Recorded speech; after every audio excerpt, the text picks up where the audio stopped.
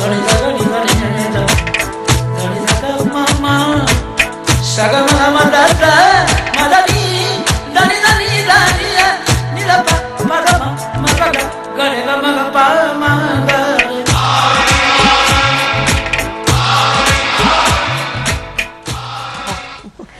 जिस ख्वाब में आंखें खोलो उसका रूप अमर, तुम जिस रंग का कपड़ा पहनो वो मौसम का रंग, तुम जिस फूल को हंसकर देखो कभी न वो मुरझाए, और तुम जिस हुर्फ पे उंगली रख दो वो रोशन हो जाए। अमजद साहब का कितना खूबसूरत है ना, बहुत खूबसूरत। और ये रीमा जी वो कोई मसला नहीं, वो कार्ड साइन कर रही हैं जो आप तक पहुंचेंगे अगर आप कॉल करेंगे और रीमा से अपनी वैलेंटाइन विश शेयर करेंगे और अपने रीमा के जरिए उन तक पहुंचाएंगे। अरे जरूर, क्यों नहीं।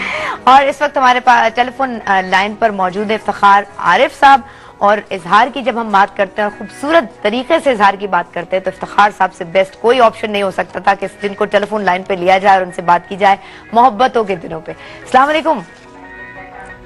हेलो, अस्सलाम वालेकुम। अस्सलाम वालेकुम इफ्तिखार साहब, क्या हाल चाल है आपके? अल्लाह का शुक्र, आपका मिजाज कैसा है? बिल्कुल ठीक ठाक है मिजाज, और आज तो मोहब्बतों का दिन है, दुनिया भर में मनाया जा रहा है, सो पाकिस्तान में भी मोहब्बतों की तो बड़ी कमी है, मनाया जा रहा है। साल में एक आध दफा तो मना ही लेना चाहिए। सो मेरी जिंदगी में क्या कहिएगा आगे, मैं चाहूंगी आप खुद कहें। अच्छा, मेरी जिंदगी में बस एक किताब है, मेरी जिंदगी में बस एक किताब है, एक चिराग है, एक ख्वाब है और तुम हो। मेरी जिंदगी में बस एक किताब है, एक चिराग है, एक ख्वाब है और तुम हो। मैं ये चाहता था किताब और ख्वाब के दरमियान जो मंजिलें हैं तुम्हारे साथ बसर करूं। मैं ये चाहता था किताब और ख्वाब के दरमियान जो मंजिलें हैं तुम्हारे साथ बसर करूं। यही कुल असासा जिंदगी है, इसी को ज्यादा सफर करूं। किसी और समत नजर करूं तो मेरी दुआ में असर न हो, किसी और समत नजर करूं तो मेरी दुआ में असर न हो। मेरे दिल के ज्यादा खुश खबर पे बजुस तुम्हारे कभी किसी का गुजर न हो, मगर इस तरह के तुम्हें भी इसकी खबर न हो, मगर इस तरह के तुम्हें भी इसकी खबर न हो। इसी एहतियात में सारी उम्र गुजर गई, इसी एहतियात में सारी उम्र गुजर गई। वो जो आरज़ू थी किताब और ख्वाब के साथ तुम भी शरीक हो, वही मर गई। इसी कश्मकश ने कई सवाल उठाए हैं, वो सवाल जिसका जवाब मेरी किताब में है न ख्वाब में, वो सवाल जिसका जवाब मेरी किताब में है न ख्वाब में। मेरे दिल के ज्यादा या खुश खबर के रफीक तुम ही बताओ फिर कि ये कारोबार हयात किसके हिसाब में। मेरी जिंदगी में बस एक किताब है, एक चिराग है, एक ख्वाब है और तुम। वाह वाह वाह वाह। इफ्तिखार साहब, आज तक जब भी ये नज़्म आपसे सुनो उतनी ही खूबसूरत लगती है जितनी पहली मर्तबा लगी थी। बहुत खूबसूरत, बहुत बहुत शुक्रिया इफ्तिखार साहब, थैंक यू वेरी मच।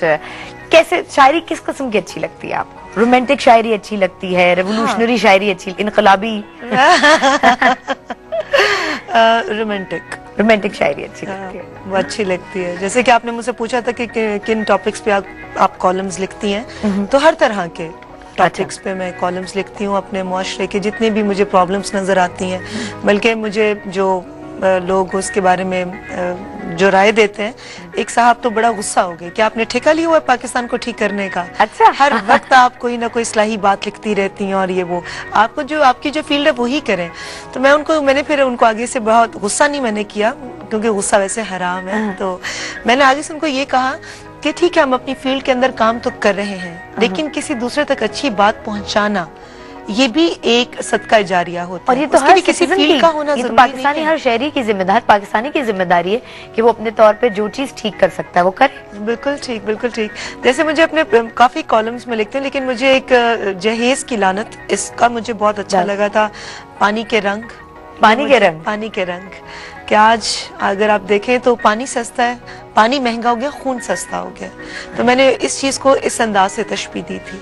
लेकिन फिर मैं लास्ट में जो एक वही बात कि मायूसी गुनाह है, हमें मायूस नहीं होना चाहिए। और अभी जो वक्त आ रहा है, जैसे कि इलेक्शन आ रहे हैं, मैं यही कहना चाहूंगी कि खुदारा जिसको भी आप लोगों ने वोट देना है, अपना हक इस्तेमाल करना है। लोग, इन तमाम पॉलिटिशियंस का माजी भी हमारे सामने है, हाल भी, और अपनी तकदीर का, अपने मुस्तकबिल का फैसला किन हाथों में देना है, हमें ये सोच समझ कर फैसला करना चाहिए। लेकिन उसके लिए हमें अपने जज्बात पर, अपने गुस्से पर काबू रखना चाहिए और टॉलरेंस पैदा करनी चाहिए दूसरों के लिए, और अब उनके जो फैसला आवाम देगी, जिस तरह भी इनका इलेक्शन अपना ही का आएगा, फैसला होगा। और अगर किसी अपने भाई को नुकसान करेंगे तो ये सोचें कि उसके घर में उसके बीवी बच्चे, वालिदैन हैं, बहन भाई हैं, तो इस चीज में बहुत एहतियात बरतनी चाहिए हमें। खुद अपनी और अपने बहन भाइयों की, अपने दोस्तों की जिंदगी का और खुशियों का एहसास करना चाहिए। ठीक है, रीमा से और बहुत सारी बातें, लेकिन एक ब्रेक, और इसके बाद रीमा को मैं ब्रेक के दौरान ये भी बताऊंगी कि जितने पॉलिटिशियंस मेरे प्रोग्राम में आए, मैंने सबसे सवाल किया रीमा को हमारे पॉलिटिशियंस में कितनी मकबूल है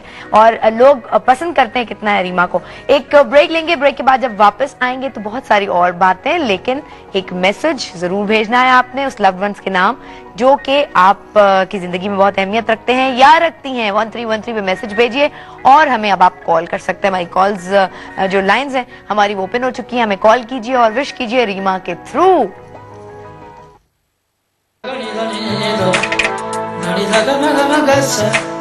Sonita